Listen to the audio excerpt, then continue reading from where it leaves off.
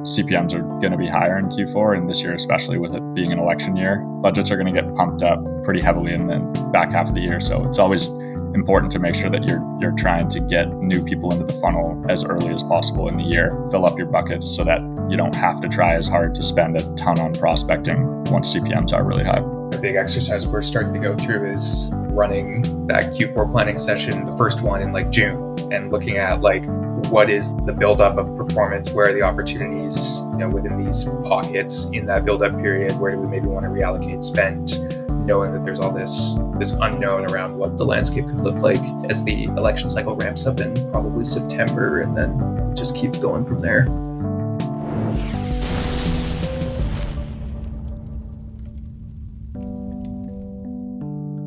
Content from real people equals instant credibility for your brand. Consumers today crave real connections with real people, and they're guarded about who they'll trust. Highly polished, branded content simply doesn't cut it anymore.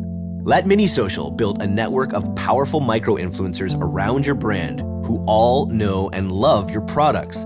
They'll create something compelling that resonates with their audience and deliver it directly to you for use across all your marketing channels. Yeah, that includes ads. Meet millennials and Gen Zers where they're already hanging out, in the feeds of their favorite influencers, and get started with MiniSocial. It's all killer, no filler. I'm Eric, and I'm here with Nate, Taylor, and Jacob from the Pilothouse Meta Brain Trust. Got to talk on Meta Ads today's talk. Let's start with a bit of a state of the union. Meta Ads year over year now versus last year. How are we doing, Nate? Yeah, so I've got a couple stats to run through here. Obviously an election year, so we kind of expect CPMs to be up a little bit for the remainder of the year here. So we're seeing across all the accounts that we have insight into around a 5%, 6% uptick in CPMs year over year. Spend is relatively flat. In most cases, we are seeing a few brands with a little bit more scale than last year. But one thing we are noticing relatively consistently is an increase in AOV year over year for a lot of the brands that we're working with, and just a lot of the brands in general. So with flat spend, increase in AOV, we're seeing an uptick in ROAS by about 7% year over year. Overall, no major changes, just people seem to be spending a little bit more when they're making these purchases. But in general, overall volume looks relatively flat for the most part. And that's just bundling. That's just getting a little bit more aggressive with bundling while we have customers in that purchase moment. Yeah, bundling, upsells. A lot of people did increase prices year over year a little bit too, just to account for some challenges that they've seen over the past few months. But yeah, in general, I think most of those cases is just higher cart values because of bundling and upsells and things like that.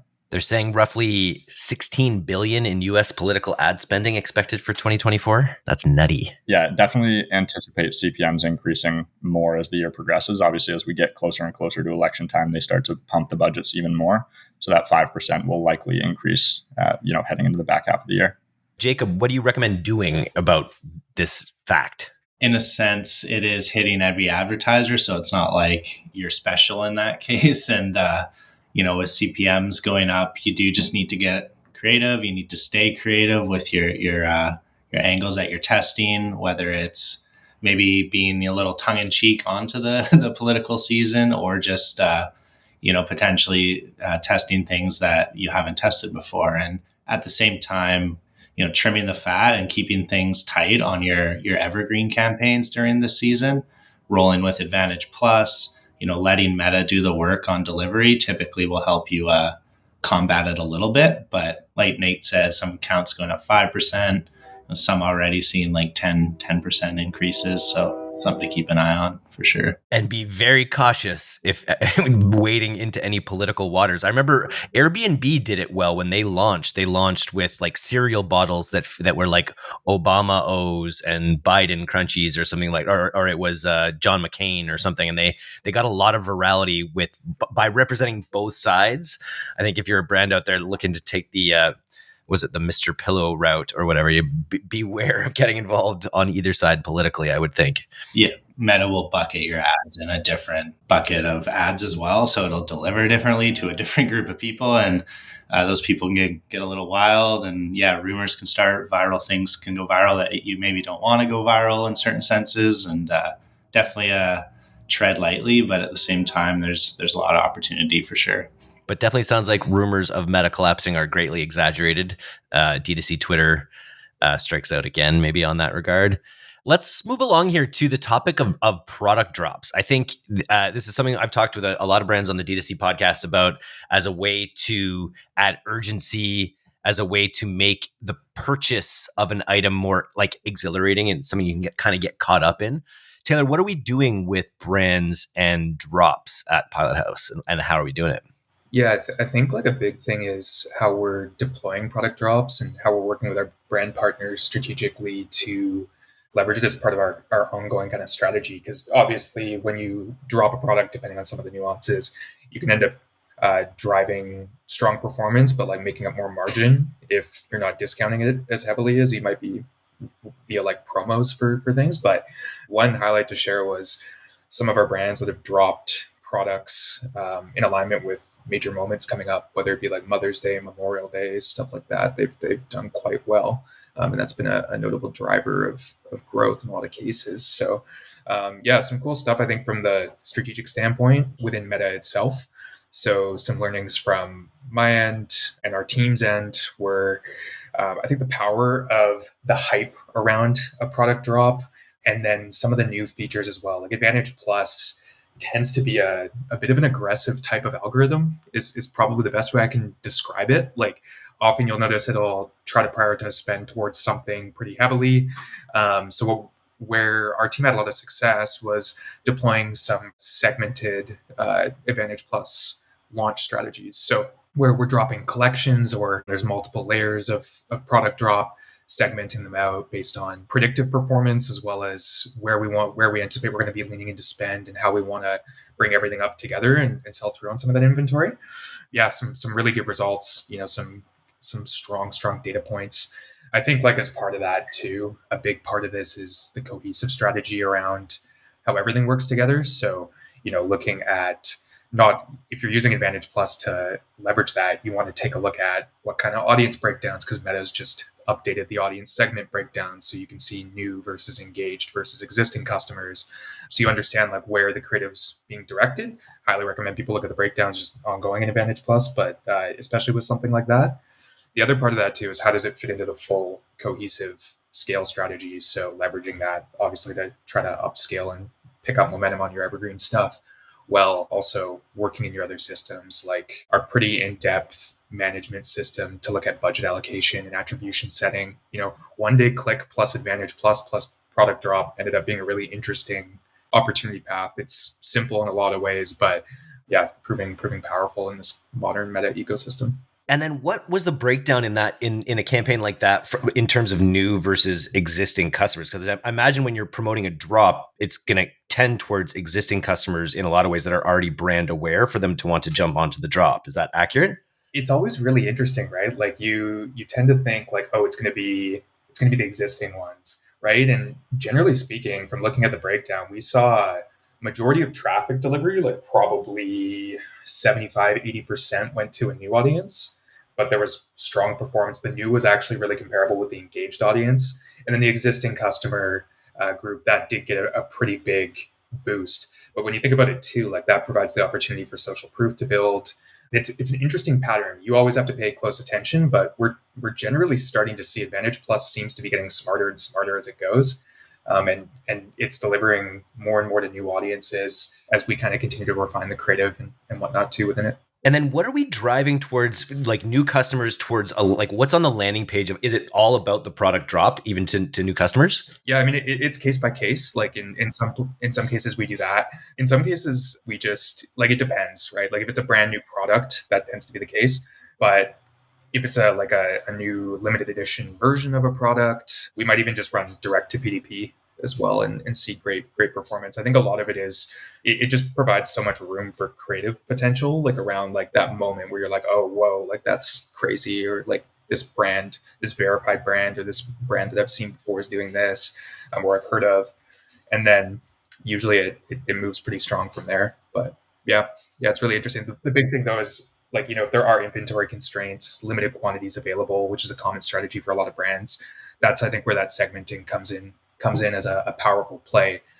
Something that we've learned over the years too is the value of having like it's almost kind of like the offsetting your risk point of how we tend to manage our campaigns. Like if you're in a position where you can drop multiple limited edition products at once, that can be a valuable play as well from an inventory perspective, as well as a risk offsetting perspective from a what's going to perform where in the funnel as well. Because sometimes you just don't know until you get it going.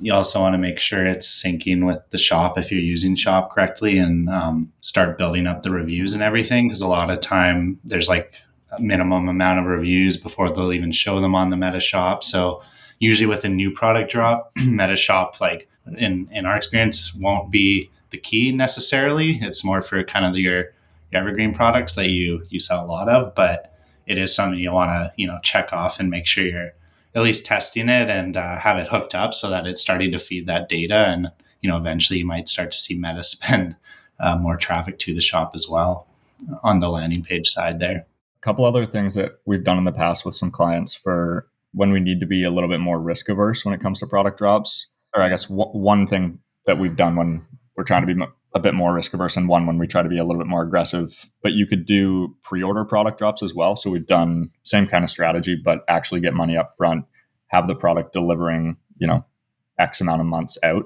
so you can actually, get a sense of how many final orders you're going to have within the first couple weeks of the drop, and then start to map out inventory, finish the month of the sale or whatever it is, get a bunch of money in, and then get the product made up, as long as your lead time's not crazy, obviously. And that way you can be a little bit more precise with your inventory planning, and that does tend to work pretty well too. Sometimes it can even add to the scarcity. If you've got like a deadline of when you could get your pre-order in and a deadline of how many units are going to be made, it can help that scarcity mindset too. And so it tends to work pretty well. And then on the flip side, when we're trying to be a little bit more aggressive, we've actually overextended a little bit on inventory and ordered more.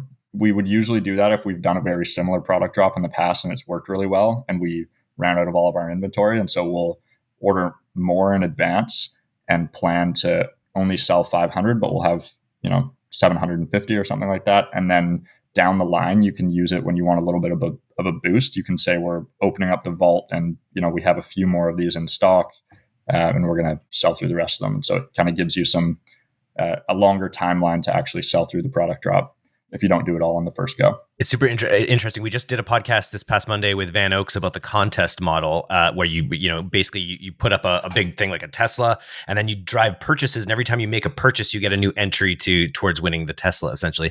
And he was just saying that in the algorithm, contests like that are like a cheat code for how cheap you're going to get clicks and people to your website.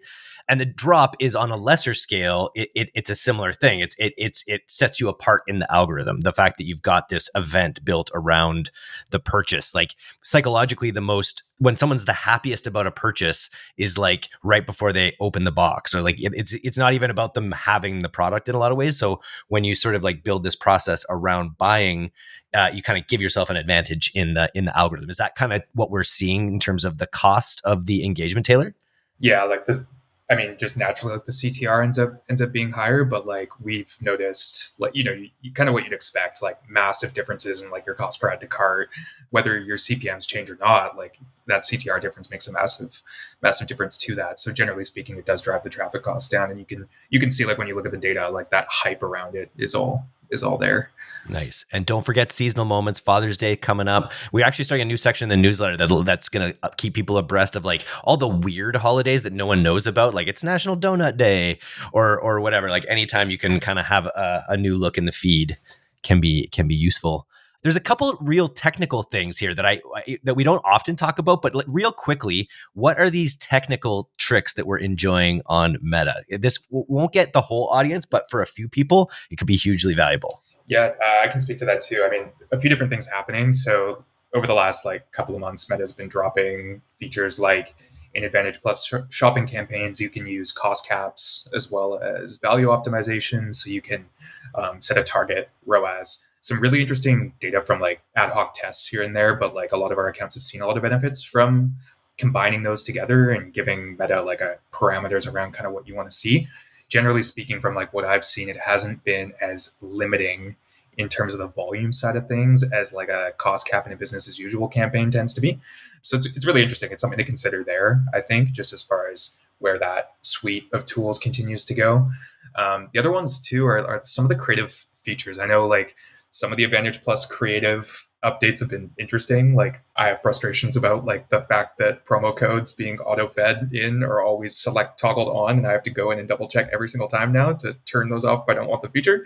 But with that said, there are some updates like when it comes to like post ID and customized creative. And I mean, some of these have been rolling out for, like months and whatnot now, but generally speaking, it's a lot more smooth to pull post IDs and still be able to customize. There's like an edit placement feature that came in the creative editor. And so basically you can pull post IDs, pull all of that social proof over from that base post, and then still customize for vertical placements and stuff like that, which is really powerful for the potential for UGC, CGC, like that type of content to pick up on Reels and whatnot too, right? So that's really, that's one thing, using that creative edit function.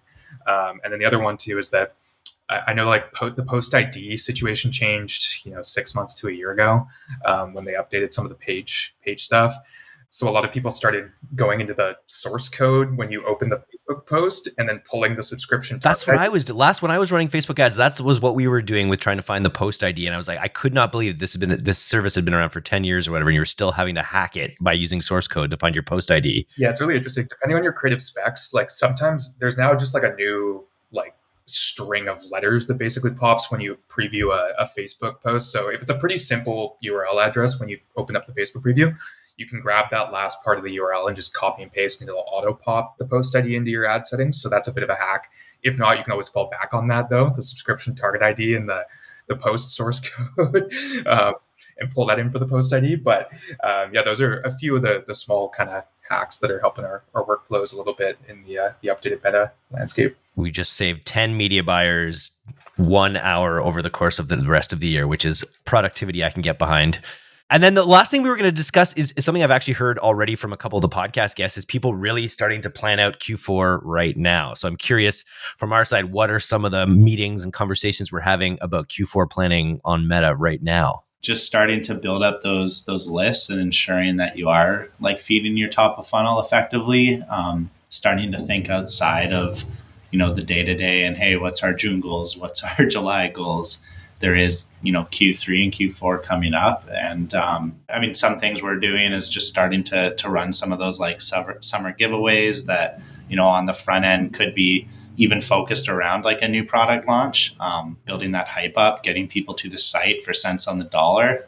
And, ideally you frame those campaigns in a way to get high intent people on the site. Down the road, you're just going to yield results from them. You're going to hammer them hard with Black Friday ads. Now that they're living on your pixel, you don't have to compete as heavily for them, as cold traffic during Black Friday. So those are just some little things, but I can pass it to the guys to kind of riff on that a bit. But that's kind of, it's just that mindset and starting to take it into account on annual planning for sure, because it's coming quick. And you want to get their email. You want to get them to make a purchase, obviously get their email above all, because you don't want to have to be retargeting them every 7 days on Meta between now and then. Yeah, ideally you get that first party data, but engagement of any sort can be handy. But the more they give you, the better for sure. We say it every single year, obviously, but CPMs are going to be higher in Q4, and this year especially with it being an election year. Olympics too. Yeah, so budgets are going to get pumped up pretty heavily in the back half of the year. So it's always important to make sure that you're trying to get new people into the funnel as early as possible in the year, and fill up your buckets so that you don't have to try as hard to spend a ton on prospecting once CPMs are really high. Yeah, and in that vein, like a big exercise we're starting to go through is, like running that Q4 planning session, the first one in like June, and looking at like what is the buildup of performance, where are the opportunities, within these pockets in that buildup period, where do we maybe want to reallocate spend, knowing that there's all this unknown around what the landscape could look like as the election cycle ramps up in probably September, and then it just keeps going from there. Very cool. You guys enjoying the Mark Zuckerberg rebrand renaissance here? He's looking so chatty. There was that photo that was passed around a couple of weeks ago of him with like 5 o'clock shadow and like a gold chain. And I think like I had multiple people like post that or like, oh, look how, and it was totally fake. It was a totally like AI picture of him. It wasn't like, there are pictures of him where he looks cool, but there was a picture going around that made him look like super cool. Zuck's just not that cool. Stay in your place, right? The UFC guy now, he's just tagging along with all the UFC guys. I've seen him at a few events. Oh yeah, he loves it. I think we're firmly in the Zuck renaissance. Facebook just keeps printing. So glad you guys are here to chat about it. Thanks a lot. Yeah, thanks. Thanks, guys.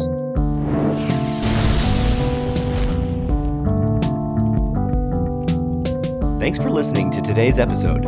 If you're not getting the D2C newsletter, you can subscribe for free at directtoconsumer.co. And if you want to learn more about Pilothouse's all-killer, no-filler services, take off to pilothouse.co. I'm Eric Dick, and this has been the D2C Podcast. We'll see you next time.